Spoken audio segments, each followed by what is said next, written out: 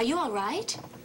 You look awful. Yeah, I must have fallen asleep. I was making calls trying to find out. Have you heard anything? I was calling hospitals. I must have called every hospital in the city. Oh, come in, Faith. I'm sorry. I just came down to borrow some eggs. News about what? Delia, there's not a trace of her anywhere. I don't know where to turn next. I mean, there's only so many places that I can call. I know that she's not in the morgue. We know that much. But she took all of her money out of the bank. What does that mean? Well, I really don't know. I mean, it's her money. Look, it sounds like you have done absolutely everything you can possibly do to help her. You look exhausted. Do you have to be at the hospital? No, Clem's covering for me. Well, good, because you've got to get some sleep. You look more like a patient than a doctor. They found her purse last night. Bob gave me a call. But it makes no sense, Faith. If they found it in an alley. What makes no sense is you staying up most of the night, calling all over creation for someone who's probably perfectly comfortable and delighted, as usual, that everyone's going out of their mind trying to help her. Faith, don't you see? She left her purse in an alley, not on a bridge or near the river. Wait, what are you saying? I'm saying that if Delia were behaving in her usual pattern, she would have left clues all over to lead us to her like a magnet. But she wouldn't leave her purse in an obscure alley somewhere purposely trying to throw us off. She isn't like that. Maybe that's exactly what Delia wants. Not to be found for a while. Roger, maybe she needs time to think. Faith, Delia would want to be found. She would leave clues all over the place. Now, how do you know that? Because I know Delia better than anyone in the world. Look, I know when she's playing her little games or she's determined to be the center of attention. This time, I just don't think so. Well, I do. After all that's happened, the one thing I do know about Delia is that she will do everything in her power to manipulate everyone in sight into getting exactly what she wants. And I hate seeing her doing it to people that I love, and especially you, Roger. Faith, she is not manipulating. She's not. I really think she is out of it this time. Look, you're overtired, and I think you're just blowing this whole thing out of proportion. Am I? Delia is a very self-destructive person. Now, that is a documented medical fact. Look, her whole world has come down around her within a matter of one day. She has no place to turn to. She thinks the Ryans hate her, that everybody wants her dead. Faith, look, it occurred to me in the night that what if Delia, in her present state of mind, got it into her head that if she killed herself, that it would make things better, that we'd all love her again. Oh, Roger, that's insane. Is it? Well, that's what I'm worried about. Faith, I'm sorry. I'm sorry. You're right. She does manipulate. That's her way of life. But if she were running true to form, she would have left clues all over the place. But this time it hasn't happened. And I don't feel like I'm a part of one of her schemes or I'm being led into a game by her. All I feel right now is I feel cold and empty and very much afraid.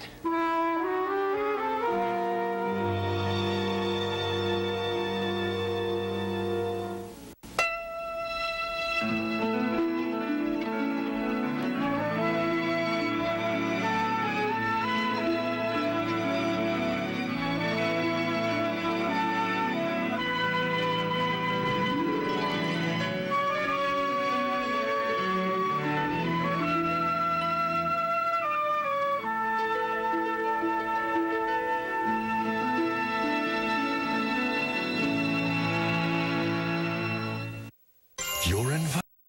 People for you. The colonial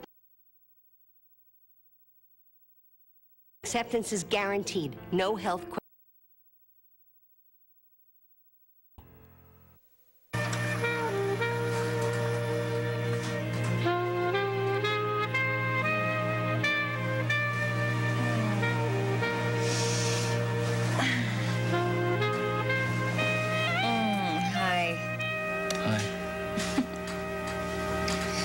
lying here watching you breathe.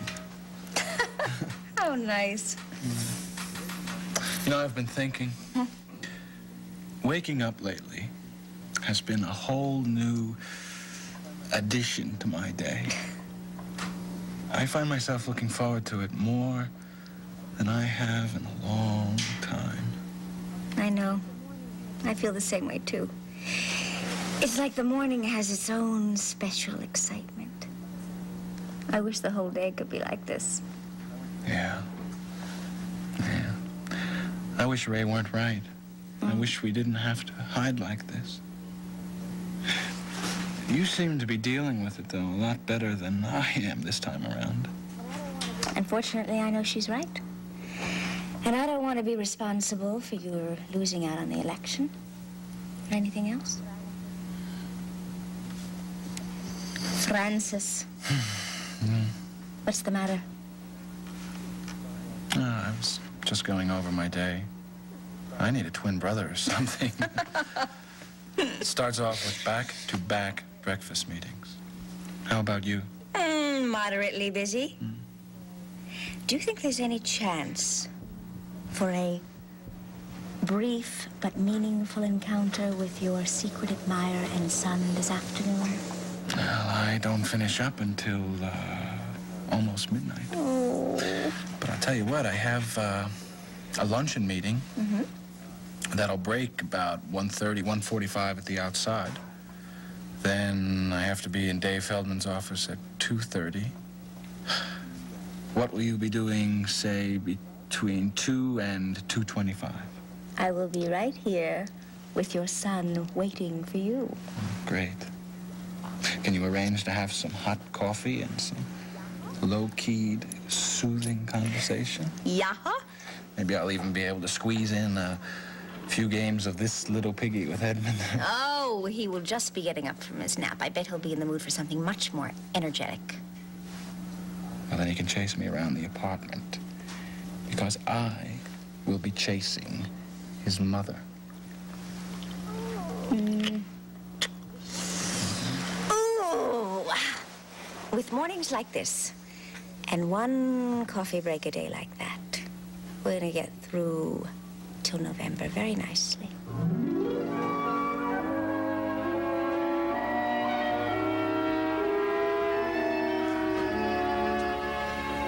Chess at this hour of the morning? Hey, come on in, Buck. Pour yourself some fresh coffee. Gee, you know, I always wondered what administrators did. Marshall Westheimer probably has a ping pong table in his office.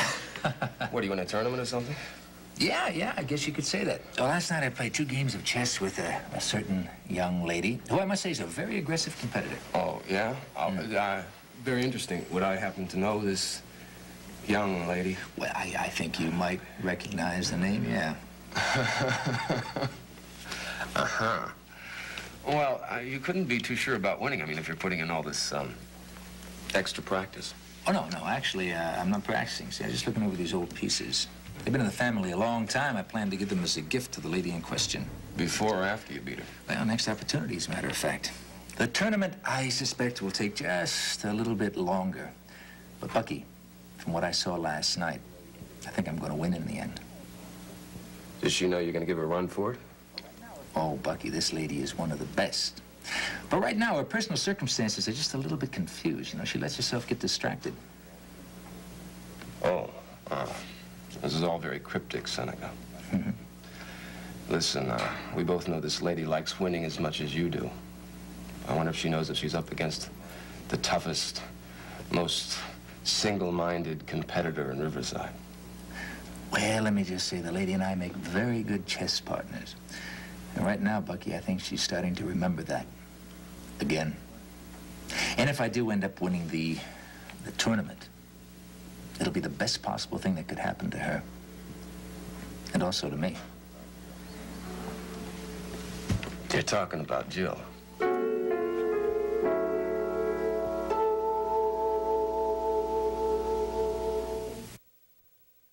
At this point, Jill and I are playing chess, that's all. I stopped by her apartment last night to give her a Mother's Day present. She asked me to stick around. I was surprised myself. But listen, she was lonesome. She was all alone. The great statesman was out drumming up votes. Well, we had some pleasant conversation. Not a single unmentionable was mentioned. Some cognac was dispensed, and we played chess. She won, I won. So you're gonna give her a treasured family heirloom to commemorate the incredible 3 hours you spent together. No, Bucky, what I'm trying to do is to seize the moment, as they say. See, my intention is to do everything I can to help Jill remember how much fun we have together when we let ourselves. If it's chess, I'll try to remind her by giving her a chess set. If it's swimming, I'll give her an ocean. Seneca, you weren't at Faith's wedding. I've never seen Jill and Frank happier. They're like newlyweds. Why do you set yourself up like this? Bucky, I hear you. But I have this feeling about Frank Ryan that just won't quit.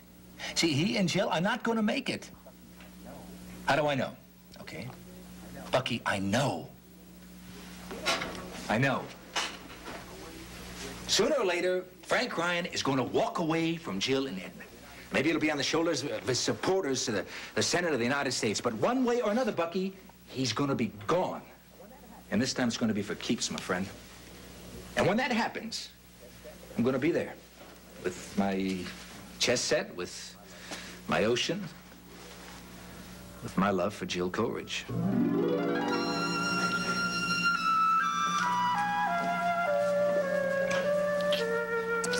Honey, I'm sorry, but I gotta go. Yes, the first of your 2 breakfast meetings is creeping upon you, and I know how hungry you get. Thanks. Hello? Hi, Jill. It's Bob. Look, I'm sorry to bother you so early. No, it's all right. We're up. Yeah, can I talk to Frank? Sure, he's right here. Great. Robert, though. Morning, Robert. How goes it? Any news on Delia? Oh, not too much, I'm afraid. I found out the bank yesterday that she took all her money out, over $6,000 worth. Then we found her purse in an alleyway, but it still doesn't lead anywhere. What now? Nothing else, man. Just keep on searching. Hang in there, buddy. Is there anything I can do? No. Thanks, Frank. Oh, by the way, I picked up a message from your office machine this morning from a Martin Katz. Katz? Martin Katz? Right. What was the message? Well, he said if it's possible, he'd like to get together with you sometime today. That was about it. Is it possible? There isn't anyone in this city I would rather meet with. You know, what a break. This guy can bring in 3 counties upstate. Oh, and I'm booked solid, too. I've got it. How about right after lunch? I can squeeze 45 minutes, maybe an hour. Yeah, well, that sounds great to me. I'm going off duty now, but I'll get a call over to his office to confirm, then I'll catch up with you at a quick breakfast, okay? Right. I'll talk to you later. All right. Jill, I'm sorry. If it was anybody else, but Martin Katz... I know. 3 counties upstate. No, he's more than that. He has pockets of influence all over the state. How about that? I have been trying for weeks to corner this guy, and now here he is knocking on my door, huh? Now that is progress. You know what?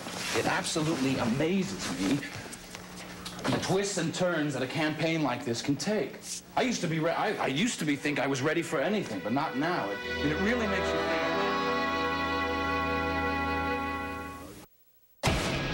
think. Full left. Send you. Available. Starving, you know, I woke up.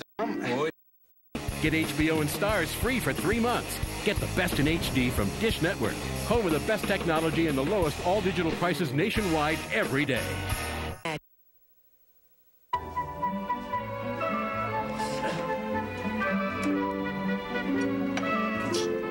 Well, this whole morning flew by very quick, Tom. Oh, it sure did.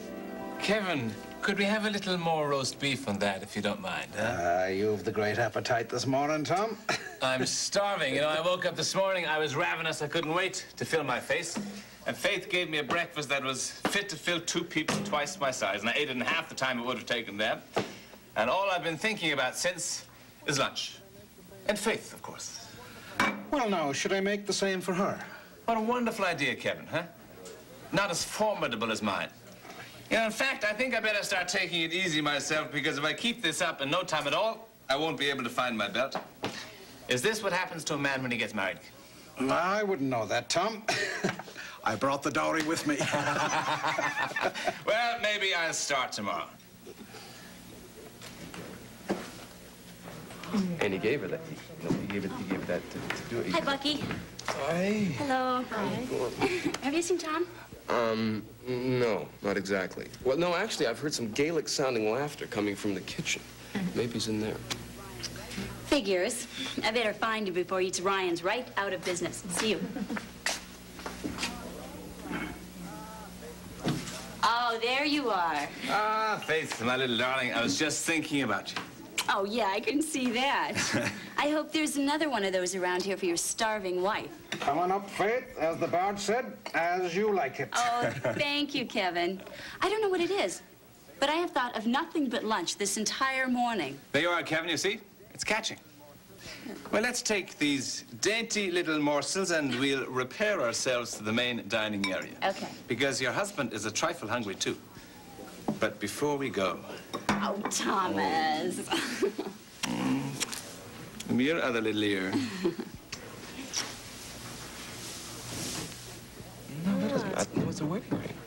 Huh? It's a wedding ring. It's really a wedding. Anyone need a fourth in this game? Patrick, we never thought you were going to get here.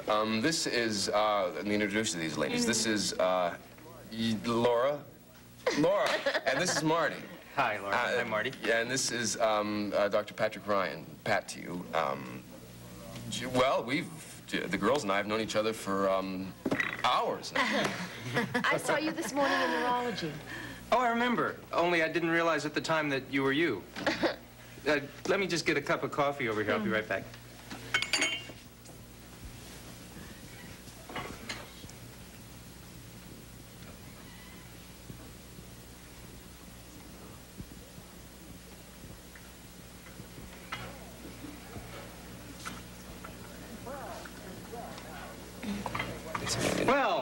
Well, now, you may wonder why I called this meeting today. As you know, this gentleman on my left and I are cleverly infiltrated Riverside Hospital, posing as doctors. Now, shh, nobody should hear this. We see, actually, we're shoe salesmen. Well, not shoe salesmen exactly. We test leather. We wear only a nationally known brand of shoes around the hospital all day and on long hikes around the city and on the dance floor. And what I really need right now is some help with my work. I never dance on an empty stomach or before 1. AM or PM?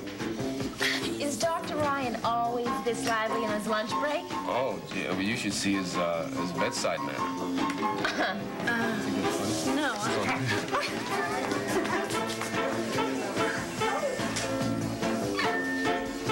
Hey, you're good. So are you. Is he all right? I think so. I mean, he loves to dance.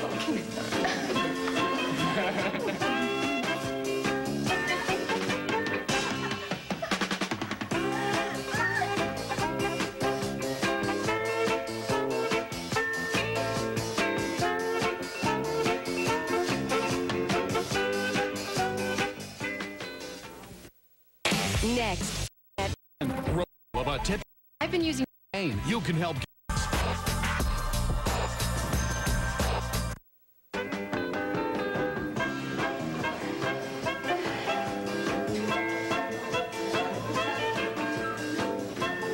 Well, where should we sit? Maybe this isn't the best place for lunch today. Oh, for heaven's sake, Tom. It's...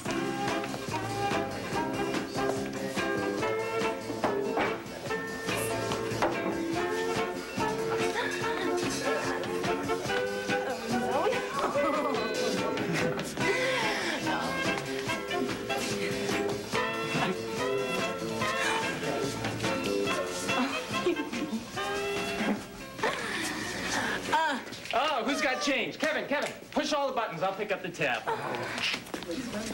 Thank you.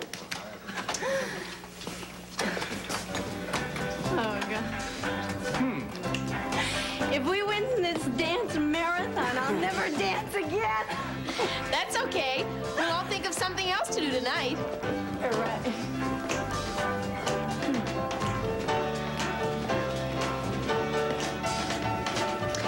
So how was your morning? Well, not too interesting in terms of the hospital. I thought about you a great deal. It's nice.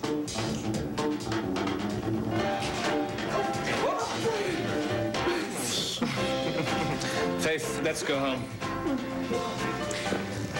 is I'm not really hungry anymore. No, me either. Kevin, you see that? Right? Why don't we sit this one out, okay? Oh, I thought you'd never ask.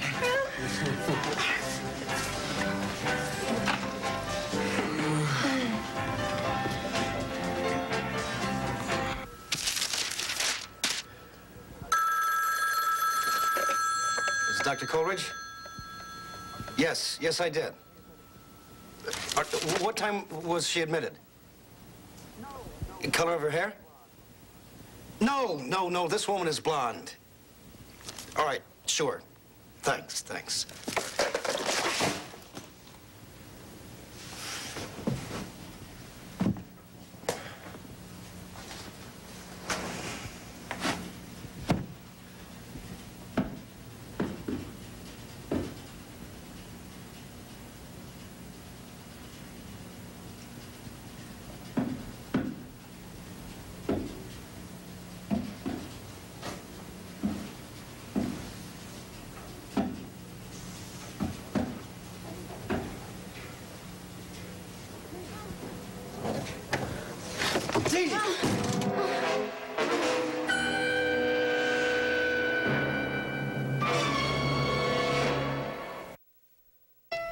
New Year's Day. Take a holiday from the holidays. SoapNet's bringing you a 10-hour private practice marathon. Catch the entire second season. The private practice marathon starts at 9 a.m. on New Year's Day, and it's only on SoapNet.